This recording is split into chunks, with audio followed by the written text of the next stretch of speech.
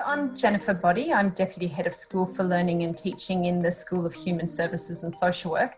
I'm also an Associate Professor in Social Work. So cabin fever, I guess, is a term that we use to informally describe some of the feelings that we might experience when we've been isolated for a long period of time. So it can typically involve things like feeling bored, frustrated, lonely, anxious, depressed, angry, and so on. So when we're required to socially isolate in our homes or elsewhere, we initially might find it a little bit of a novelty, but as time wears on, we're more likely to experience what we'd commonly describe as cabin fever. This is compounded by the length of time we're in isolation. We also know that if we're experiencing stress, particularly financial stress as a result of being isolated, that can mean that we experience cabin fever worse than others. Being in isolation affects our sense of autonomy. Our sense of competence can also be affected, particularly if we've lost our job. And it's also about connectedness.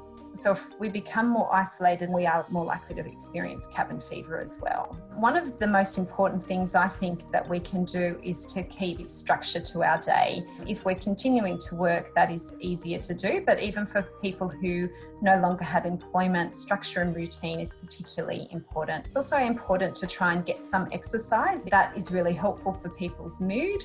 If people can get sunshine, either going into a backyard or out on a deck, that's also really helpful. Keeping a diary can be quite therapeutic for some people, particularly if people are feeling quite anxious.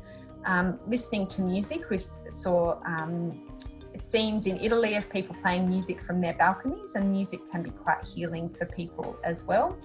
Focusing on projects and tasks. This is a really good time to be thinking about all of the projects that people have wanted to do around the house for a long time. Reflect and connect with family, and it's useful to try and hold on to those things and to make use of that time to connect and to reflect, while also being mindful that this is a really challenging time for many people.